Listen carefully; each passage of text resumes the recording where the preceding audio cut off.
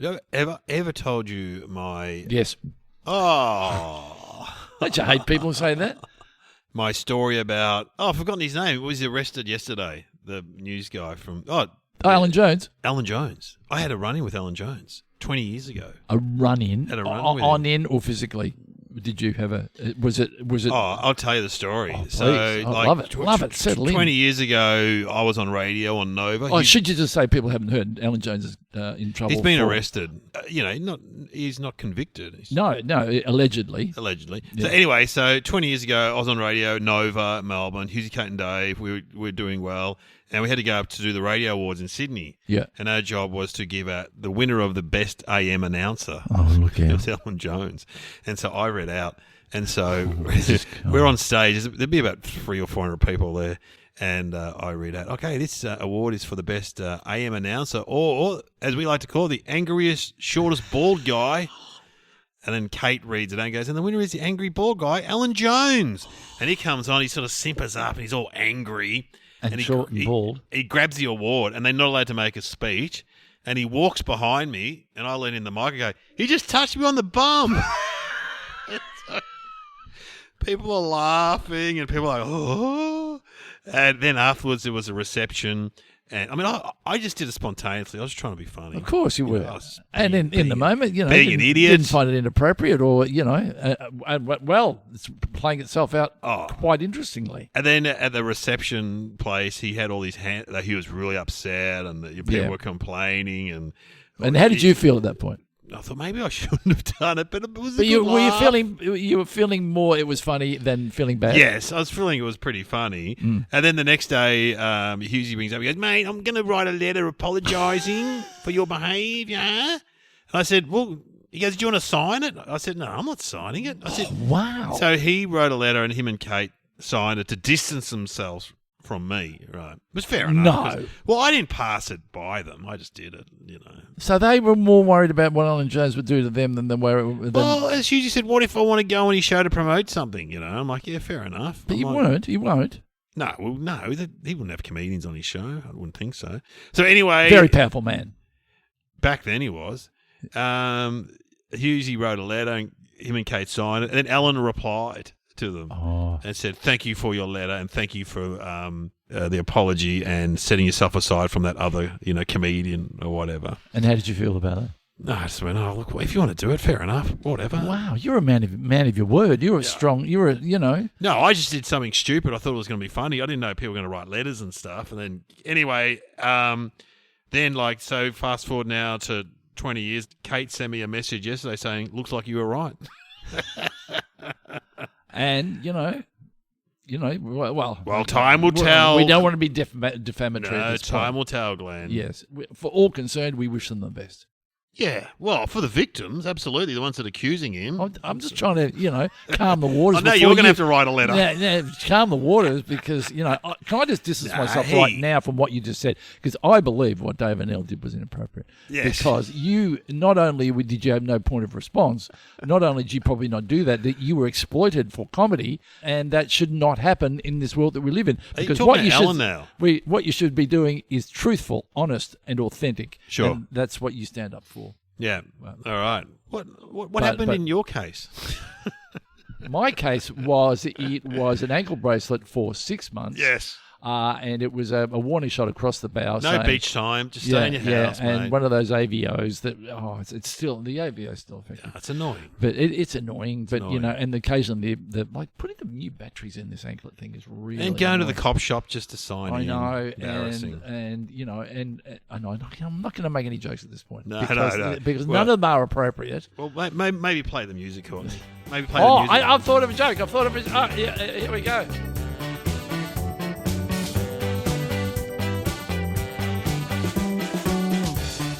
Welcome to Somehow Related Now. Please welcome your hosts Glenn Robbins and Dave O'Neill.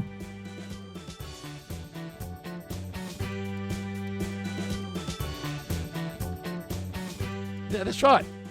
And then he pulled his pants up and the police rang me. Wow, if only you heard the setup to that. It was incredible. Anyway, it's, I just brought back that memory when I saw he was arrested. I'm like, oh my God. Were you traumatized? Because you've traumatized him. I've traumatized him. I'd forgotten about it. But see, that's the thing. In that era 20 years ago, Howard, everyone was sucking up to him, Mark Latham. No one would ever say anything. I mean, so powerful, like Murdoch. Yeah. They're in the media and they speak to the people, and some more than politicians. Young do. punk from Melbourne has a crack at him. Well, it's interesting when you go into a foreign territory, which is, albeit New South Wales, when you're from Victoria, you probably don't care as much. No, you don't care. You don't care. And it is funny. I've been into that world up there, and I've been into radio stations and done things. I played golf with a guy once, and then as we finished the game, all these kids ran over to him, and I said, who's that? Why are they getting that guy's autograph? They go, don't you know who that is? As a rugby league legend? It was Wally Lewis. Oh, Wally Lewis. I didn't know who he was. Well, I do now, but back then I didn't know. Oh, man, there's nothing greater, though, than going into an area. I see it with doing comedy gigs sometimes, where there's some pompous fool up there who's king of the walk, and just go and take them down a bit. Yeah, I know. No greater fun. Well, a friend of mine was doing a trivia. You got to be careful. You got to be careful. And he had a crack at I think it was a federal judge or something in the trivia night, and he got up on stage and said, "Oh, Mr. Whoever over there, word has got about that you're using your iPhone during," and he got really pissed off. Oh yeah. Because I get, but then again, it's like we're all human, and it's a joke. Yeah. And that's why it's a funny joke, because the last person that should be using it. I wonder if judges ever have an iPhone under the desk where they pop down and get a little bit of definition of something for themselves. I reckon they would. You would. You could just lean down and go, definition. I mean, I've gotten in trouble before doing gigs where I've taken down the CEO and it hasn't gone down well. I've done the same thing. I did this one for this guy who owned like Pixie Photos, but it wasn't Pixie Photos. So he owned this whole company that would franchise this business where you go and take school photos, right? And he was an older gentleman, but he had a younger wife. Oh, I'm getting worried. Like 20 or 30 years. What and I'm like, what's the age difference here? Is it, hang on, you've been in the lab and the chemicals have aged you? Is that what's going on here? And I had to... Big laugh. Oh, huge. The gig could not have gone better, but he was not happy. Yeah, because you're making... Yeah, he's the king of the Pixie Photos or whatever world, and I've just... And someone's saying something... Yeah, you're saying the Emperor's wearing no clothes. Yeah, I'm saying what everyone's thinking. Yeah. Why has he got a young wife? Yeah. Oh, gee, it was funny. Yeah, I had the same thing. I said, I'm going to do the corporate thing. Why don't you give me a few things on a few people? Here's a list. They gave me the list. Yeah. And then I did the list. Your hair looks like you caught the cab in to work every day. There was probably an inappropriate fat joke in there. And I got the thing on the Monday, just letting you know that all the things you said were inappropriate. I'm going, you told me to say them. Oh, I hate that. You told me to say them, and now we just have to, upstairs aren't happy. Well, they should be unhappy with you because you asked me to do the gig and you asked me to say that. Yeah. So I hate that. It's terrible because that's a win-win for them because they don't get to take responsibility. Yeah, I'm sure they're not saying to their boss, I told him to say that. No, and they're also getting the laugh that they wanted to get against the boss. Yeah. You can load up the comedian and they can say all the things that you've been wanting to say. Because there's a few things I want to say about you, my friend. Go on. That I can say about this. Hit me. Yeah. Hit me. Yeah, well, what is it with you and schnitzels? Yeah, fat idiot. Yeah, like you want to eat schnitzels for the rest of it. Why do you eat 100 every day? Yes, Woo. Yeah. I love that. I'd love to be roasted. Because if I went to your house and I did that joke about schnitzel, all your kids would laugh. They'd all laugh. Yeah. Absolutely. Yeah. Roast me. Then they would tell the story that when you're on holidays, can I tell a story? When you're on holidays, you walk quite slowly when you're looking around different places, but as soon as someone says lunch, you walk a bit faster. Yes, so true. That's what your son said to me. Really? Get out my way. Get out my way. And I've got to admit, if I'm walking around a shopping centre and someone says you want to get lunch, my pace goes a bit quicker. Pick up the pace. Let's get to the food. Let's get to the food. Because you know what? As you go through the day, what are you thinking about? Lunch. What time work finishes and what's the next thing to eat? Oh, yeah. When I'm on a shoot, I'm always thinking about lunch. When's lunch? Yeah. When's lunch? And as I said before, if you go to court, don't get the judge to bring down a decision just before lunch because they're not thinking about the decision. They're thinking about what they're going to have for lunch. Oh, absolutely true. And I said that to a judge, and she said, that's right. Yeah, I believe it. Judge Judy. So you're better off for them to have had their lunch. So get them, can I adjourn, please? Because it's getting close to lunch, and I've got to put money in my parking meter. All right, we will adjourn till after lunch. She's happy. Much better. And then they go and they feel good after lunch. Yeah. And go, oh, I feel good. Yeah. I feel good. Oh, no, you know what? I'm only going to give you 3 years instead of 5. Yeah. See? Yeah, that's true. Because you probably had sticky date pudding. Oh, yum. Because, if you're a judge, you'd have anything. Oh, they'd have a chef at the back. They probably have a chef. Yeah, probably do. Probably a chef. Probably someone who's been in trouble. Part of their community service is to make food for the judge. Yeah, we'd be careful having a criminal cook for you.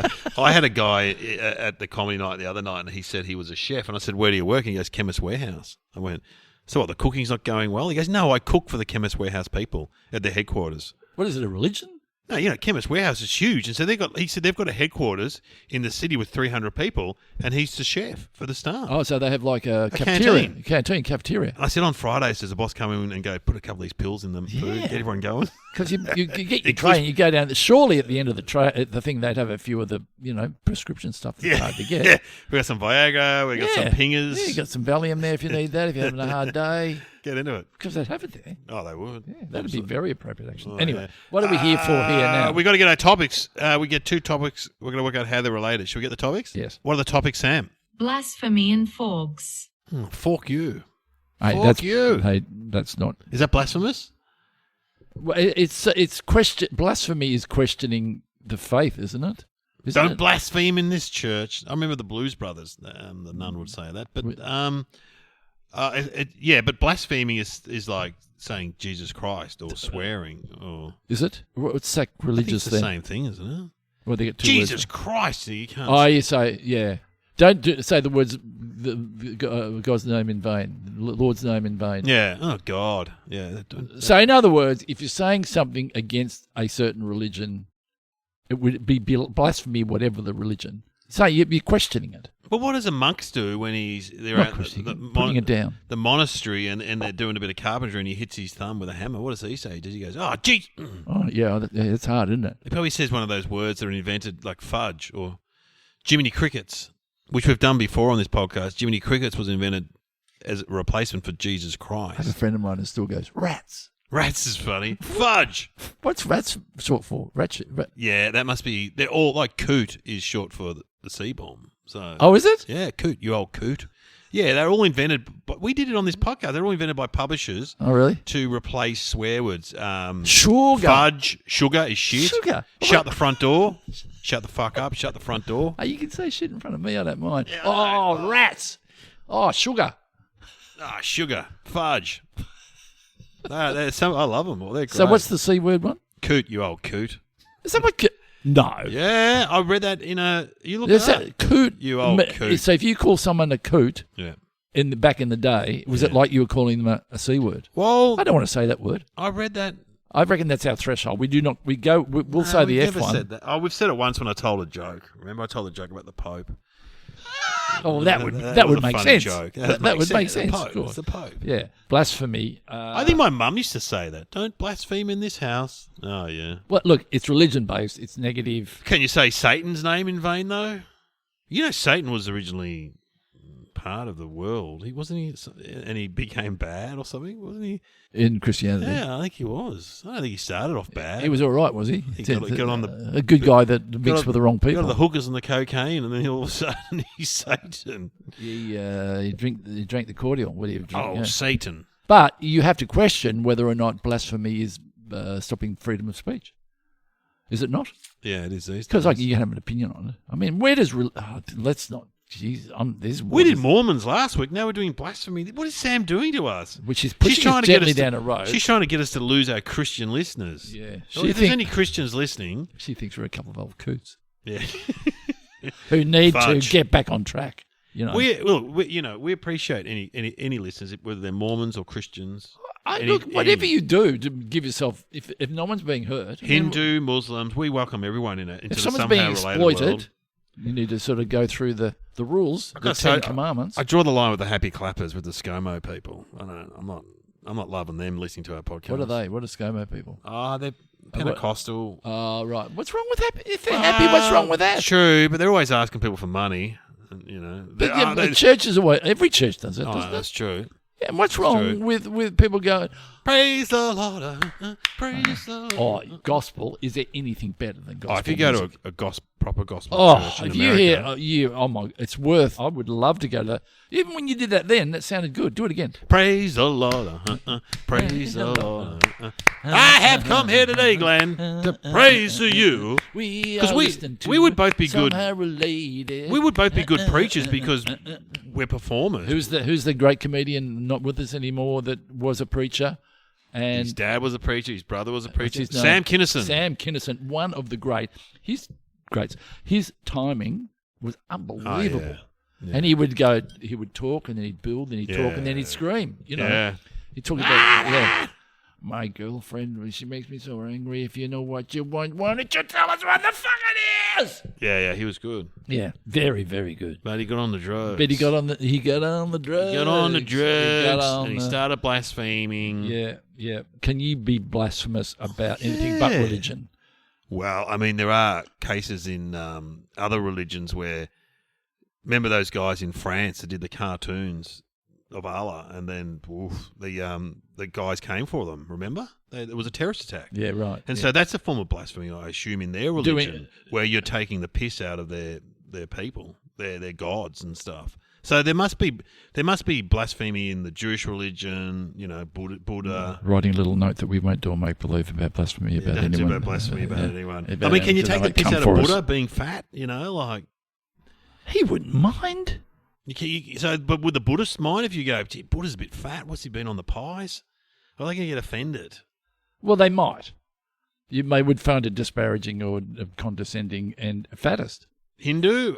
Who's a god of Hindu? Hey, you know what? Let's stop this fight. Let's stop doing this because by even asking the question, you are doing it. Yeah, okay. Yeah. Which I find weird when on the news, you know, someone gets in trouble for being offensive, and then the news just repeats what they said that was offensive. I know, You're going, yeah, hang on. You can't say it again. Don't say what they said just because you're reporting the news. Doesn't mean you can say it because you just did it again yourself. No. That's what I say. Well, I don't know whether we can say much more about blasphemy. About blasphemy, but is there a place for it? Is it appropriate to defend what your beliefs are? Well, I think it's certainly in our world is not like when we were kids. You can say Jesus Christ now. No one really cares. Could you say something blasphemous against the comedy industry? Oh, that's funny. No, I don't know. What could you say? Could you say that? Say Folly Towers wasn't funny. I think so. Yeah. Or The Young Ones was no good. Yeah. Well, I've heard people say, like, we talk about the Blues Brothers. I've heard people on a podcast say the Blues Brothers wasn't a funny movie. I'm like, yeah, it was. It's really funny. Yeah. But maybe it's a generational thing. They were trying to say they were too young for it or whatever. But my kids have watched it and enjoyed it. So, yeah, you put up like Barry Humphries. Oh, Barry Humphries wasn't funny. Yeah, he was funny. You know. Yeah, absolutely. If you say things against a religion, it's blasphemy. Yeah. But isn't not the role of society to question certain things, whether it be politics or comedy or religion or wealth or Donald Trump's? Don't even go there. Trump. Yeah. I don't know, but look, it's interesting, and I think it's only unfortunate when you use the Lord's name in vain. Like, what is your number one go-to when you bang your finger? I think with Jesus Christ. It is mine too. Yeah, Jesus Christ. Jesus Christ. And that comes from your parents. It does come. Yeah. Now, when younger people hurt themselves these days, what do they say? They say more the F word. Do. I've heard my son, who's 21, say, fucking shit. Like that. Yeah. Yeah. I wonder if Jesus, because he was a carpenter, what if when he hit his head, what did Jesus say? Did he say, me? Oh, me. God damn, me. Jesus. It's not working, Jesus. What? I say me, it doesn't work. You've got to find someone else. Yeah. All right. Moses. Allah. Abraham. Yeah. Buddha. Yeah. So, and the most common thing you hear amongst a younger generation will be, and I'm going to say it, young girls going, oh my God. Oh, yeah, they do. Oh, my God. Oh, my God. Oh, my God. Oh, my God. Oh, my God. Oh, my God. See, that's blasphemy. It is. To religious people. Yeah. And like I will say, I'm not a religious person. Hey, what are you, by the way? Are you religious, agnostic? Atheist. Atheist, I reckon. Oh, I went to church as a kid, absolutely. So where have you fallen back to? You've fallen down the religion, out of the religion tree. My mum and dad both. Very religious. Yeah, but they went to church, but his dad said, I like the community, but I don't believe in any of that God stuff. Yeah. So him and mum really, even mum was on her, well, not on her deathbed, but when she was very sick, she just said, Hazel, our nana, her mum, really believed she was going to heaven. Yeah. Because when I saw her, when she was on her deathbed, she's like, I'm going to go up to heaven. Is there anything better to have that belief? As Mum you're said, heading down that corridor. I don't believe in it. And she'd been to church a lot, and Dad was the same. They both didn't believe in it. So I sort of went, I'm looking for proof, Glenn. I need proof. What sort of proof would you... That's what faith is, though, isn't it? If faith you walk out there right now... something you can't prove. And get struck by lightning, I don't want to get struck, but if you get struck and you survive, but you're not quite right, yeah, I'd believe. You believe it? Yeah, but it can't be on your terms, my friend. Oh, okay. Yeah, it can't be. It has to... God moves in interesting ways. Yeah, mysterious ways. Where do you sit? I'm agnostic. Yeah. That means I want to be in the caravan. I want to be near the tap. And as you're getting a bit older, you don't want to start making enemies with, the other big side. guy. You don't want to speak about the ones who are on the other side just because they're not here. You can't be. Do you speak about because they see everything, don't they? Next time you're doing something inappropriate, you know who's looking at you. Your mum. Your mum. Oh, your mum. Your mum's mum looking and at dad. you. Yeah, they're looking down on you. Yeah. Mum's saying, stop it. And Dad's like, let him go. Don't worry about it. No problem. Whatever. He's earned it. Yeah, that's all right. Yeah, fair enough. I know. I would believe... This is getting... Oh, wow, we're getting heavy here. I believe there's something going... I bet there's more to it. I think there's more to it. Oh. Now, do I believe in reincarnation? No. Do past lives? No. Future lives? No. But I reckon when you go... You know what it is? I've said this before. It's like you've been... travelling domestic your whole life. Yeah. And then one day you walk to the other airport and you go international. Oh. And when you go international, it's different. And then you get there and go, I get why people go international now. So when you die, you'll go, that makes sense. Oh, okay. So I'm going to find out when I'm dead. Then when you finish, you go, clever. And God's going to say, Clever. well, you never really believe, so you're going back down. Well, that's the story that they want you to believe. I reckon it's like a magic trick that you go, that is clever. Ah, okay. Yeah, and they'll go, I never would have guessed that. They've tried with stories and heaven stories. They've tried. The one you're going to get, you're writing this down. Yeah. The one that you're going to get when you do die, when you walk out and get hit by a bus and you walk out on that street there, and I will most likely come to your funeral if you have sausage rolls. Yes, absolutely. Yeah, you'd have sausage rolls. Yeah, absolutely. Yeah. Not too hot. You will find out. Okay, I'll find out. I'll let you know. I'll call you. Dave. I'll ask for it. Okay, if I go before you, which I probably will, do you want me to send you a sign? Yeah, send me a sign. What sort of sign? I don't know. Box of donuts. Well, maybe. Just got a box of donuts delivered. Must be from Glenn, from the afterworld. Maybe you'll be walking along one day, you'll feel like a donut, and you go, damn, I didn't bring my phone, which I use, and you'll reach into your pocket and there'll be $20 there. Oh, wow. That you forgot about. You know when you do that, sometimes you reach in your pocket and you forgot there was 20 in there from a couple of weeks ago, and you find the 20 and you'll be able to have those donuts. Okay. That'll be from me. That's a sign. That is a definite sign. All right. Well, let's talk about forks. Hey, Glenn, we've got to thank people that have signed up to Lenny FM. So this is a system that Courtney, our producer, has set up with some friends. And it's just a way of giving back to the podcast you enjoy. It doesn't have to be this podcast. There can be other podcasts like your favourite, The Imperfects. One of my favourites, Good Banner, with Tom Seeger and Evan Hocking. Four Burners with Joshua. All these podcasts have benefited. Because you have three podcasts. Yeah, the Debrief and the Junkie. So they've all benefited. Are they on that? Yeah, they've all benefited from Lenny FM. It's only $4 a month, Glenn, and you get to choose what podcast get your money. So you choose what podcast... Get your money. Good people. I mean, we don't... Oh, actually, we do receive money.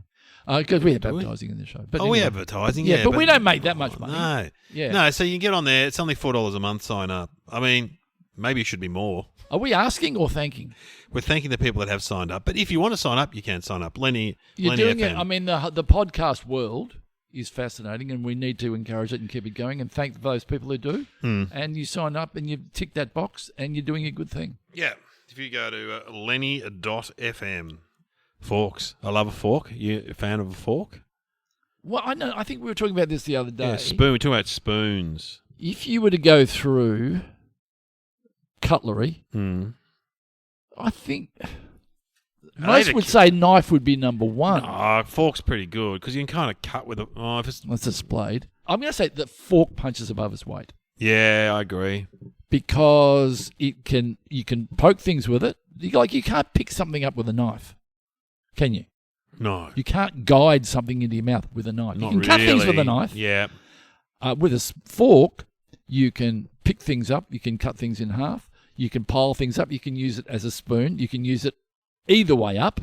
You can use it with things on it. As we said before, you can put a bit of potato on there. You can put a bit of gravy. You can put some peas. You can put this glorious thing all on the one item, and in it goes. I'm really interested Can't in do that with a knife. how we came up with the fork and knife and spoon situation, and Asian countries came up with a chopstick. Yeah, I know. And then other countries just use their hands. And then you reckon that they would? I think Seinfeld talks about it. You reckon that they would have, cottoned on? I mean, all you've come up is it is disrespectful. A couple of sticks. That's not great. When there's all these so many ways you can do it, as we've found out. Like a chopstick can't really cut anything. I guess you can poke a dim sim and hold a dim sim on the end of your chopstick. I suppose it's for the type of food you're eating. Maybe chopsticks were developed for that type of food, like rice and vegetables and a bit of meat. You know what I mean? Whereas we, obviously, knife and fork, I assume, came from England. What did it come from, though? Did someone go, I want to resemble a hand with a fork? You're eating roast beef or something, you need a knife and fork. You can't have chopsticks and eat roast beef. So maybe it's to do with the cuisine, Glenn, of the place. Probably. There'd be an expert on it. No, I'm on it. What would that fork would be? Egyptian? I don't know. What Egyptian? That forks in... Gee, the Egyptians invented everything, didn't they? Well, I'm only guessing. The Romans or the Egyptians? It's always the Romans or the Greeks. And often the Persians are overlooked too. They invent a lot of stuff. So, and also the British were very big on going to other places and nicking stuff and going, we'll take that idea. No, that's not a bad idea. Yeah, we'll take that idea. Curry. Get the spices and get one of those things with all the prongs on the tea. They took tea from China. Tea was Chinese. What came first then, the fork or the pitchfork? Oh, great question. What came first, the shovel or the spoon? Gee, you're a big thinker. I would say the pitchfork came before a fork. And then maybe Abraham was sitting down and said, hey, I wouldn't need... And the wife would go, don't bring your pitchfork to the table, but I find it very handy for grabbing my sausage. Well, imagine the first day. Hey, darling, get what? You know my pitchfork? I've made a miniature one. Oh, yeah. She's like, you're an idiot. Yeah, you're a fool. The pitchfork is for doing hay and putting into the shit and getting it, out and on the garden. 5 years later, it's taken off. Everyone in the church, everyone's got a They probably called it a mini pitch. When mini first, pitch. A mini pitch. This guy, he'd be on Shark Tank, their version, saying, and they're like, I'm out. Because the first knife probably was a machete. Yeah. Like and then they went, I've invented, what have you got? I've invented a mini machete. What do you call it? What do you call it, knifey? I'm going to call it a knife. Call it a knife because that's my name. Interesting world. How many prongs? prongs? 4?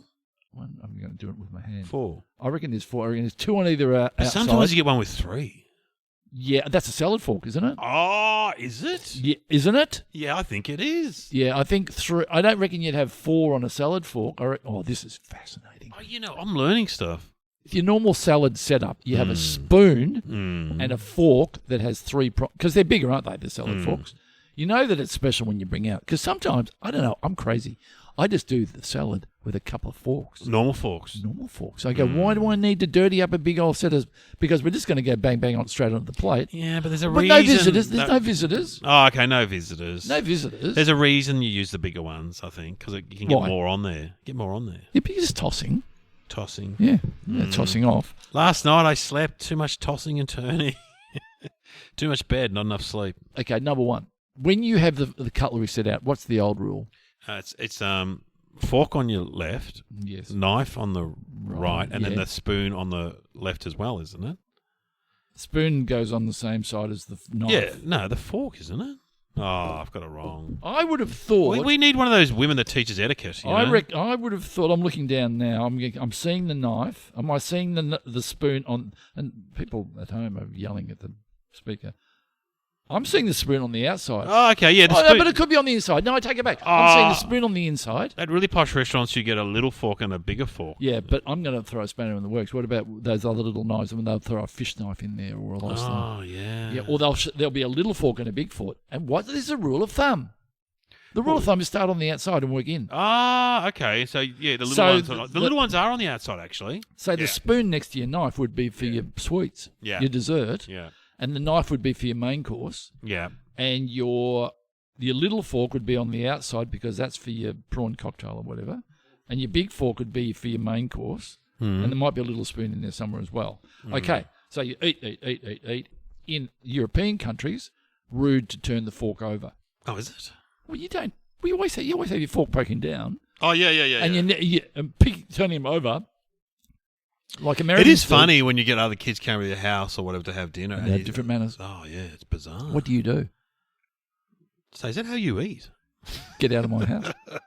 No, I'm just interested in that's how you eat. If no one taught you to eat properly. And how? Give me an example of what they're doing. Well, they're holding the fork upside down. Too. And how are they? We're holding it facing downwards. I've seen kids hold it up.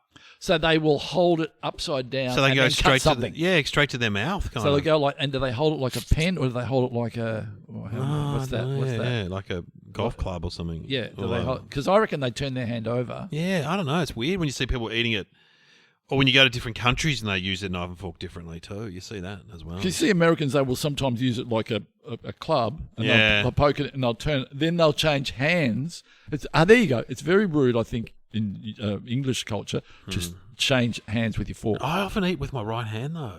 I switch. Okay. I switch. Do you go? I'm having some lamb, veggies, beautiful, pumpkin, peas, gravy. Okay, fork into the lamb, cut it. Or do you go cut up the lamb? Let's cut up, turn your fork over into your right hand. Yes, I often switch hands. Have you cut up your potatoes? Yeah, sometimes. Yeah, absolutely. So it's rude to change hands with your fork. Is it?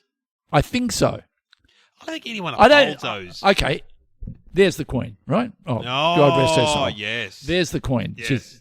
She chopped her food up, put her fork in her right hand, and is jabbing away with her fork with a potato on it and a bit of lamb? No, I don't think so. Well, they would know all these rules because who sat next to Prince Philip and the entree was served and he said, I don't know whether to eat it or not. And Prince Philip said the rules are if it's hot, you eat it. If it's cold, you wait for everyone to be served. Oh, I don't believe in that. That's what Prince Philip said. He'd know. But you're saying that if your entree comes out before mine and yours is cold... if it's hot, you can eat it. If it's cold, you wait. That's what he said. That's from the prince. So if it's hot, I'm eating my hot entree, and yours here, Dave? No. Oh, do you mind? I'm going to chow down. Well, Prince Philip said it's fine. Yeah, but he may not eat. He may not. No, that's what he said. Then again, it's probably the first thing that they learn. Yeah.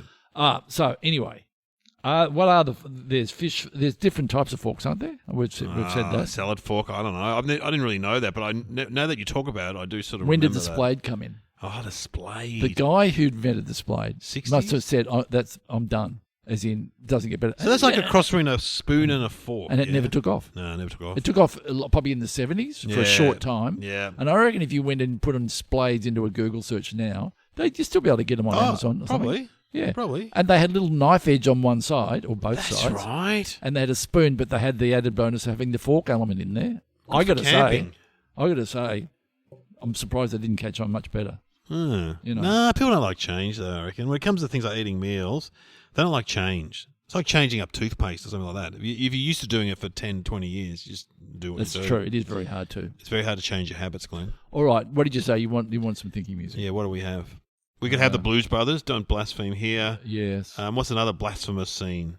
Well, Life of Brian was that was considered very, they banned that from some countries. Yes. I think like Brazil, they couldn't show it because it was too blasphemous. What about the one where they believe he's the Messiah and he doesn't want to believe that he's Messiah? I'm just a normal guy or whatever. Yeah, something like that. Yeah, let's play that. It's a classic scene from Monty Python. It's a funny movie. Life of Brian? Life of Brian. I'm not the Messiah. Will you please listen? I am not the Messiah. Do you understand? Honestly.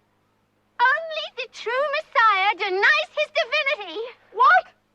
Well, what sort of chance does that give me? All right, I am the Messiah. He is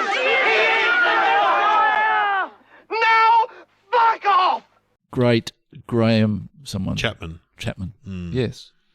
Yeah, passed away sadly. We convinced our scout leader to take us to that because we told him it was a movie about the Bible on a scout excursion. And what happened? We went along and he looked very shocked by the Probably went pale. full frontal male nudity and stuff in Life of Brian. Is there? Yeah.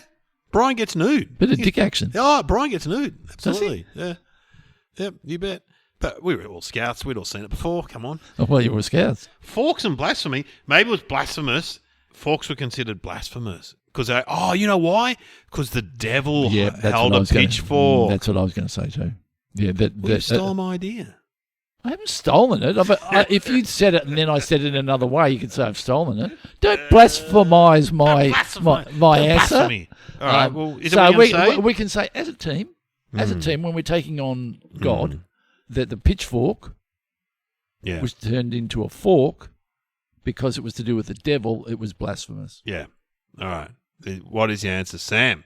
The widely used eating utensils were once seen as blasphemous. They were first introduced in Italy in the 11th century. Touching your food was touching God's creation. By using a technically unnecessary utensil, it was seen as blasphemous not to touch the food you were about to ingest.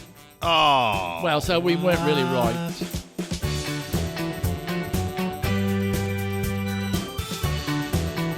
You have been listening to Somehow Related with Glenn Robbins and Dave O'Neill.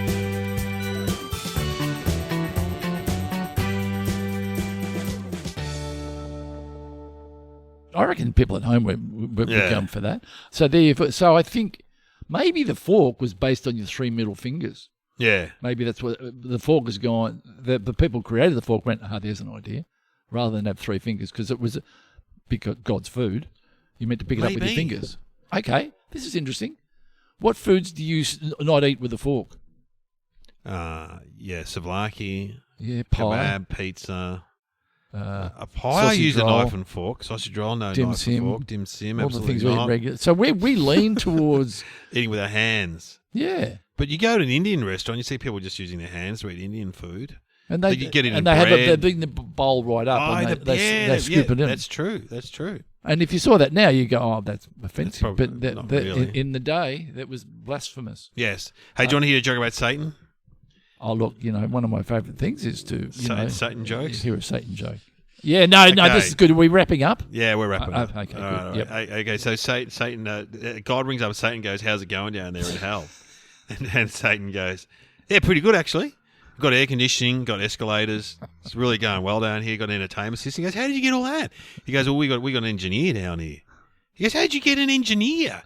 All the engineers come to heaven because they're all good people. He goes, no, we got an engineer by mistake, and he's done some great work down here. And God goes, no, that's not right. I'm gonna sue you. I'm gonna get a lawyer, and we're gonna sue you. And Satan goes, oh yeah, where are you gonna find a lawyer? Because they're all in hell. Oh, well, hello to all the lawyers out there. They do a good job. Yeah. Look, if you're working for the government, for people, you do a good job. That's just a joke. It's just a joke. It's just a joke. But lawyers will hear that, and in their you have cursed them. Lawyers are going to turn on you now. Oh, no. I get a legal letter. Can I separate myself from that joke? Yeah, you write a letter. Hello, lawyers. I had nothing to do with that joke. I respect your work. That we need people out there doing what you do, and you do it so well and so faithfully and with so much care. And I've also insulted Satan. Do you want to separate yourself from that too? I will separate myself from Satan. I have spent a bit of time with Satan in a certain period of my life that I went through. And look, he's a great guy. Nice guy, misunderstood. Yeah, exactly. Yeah.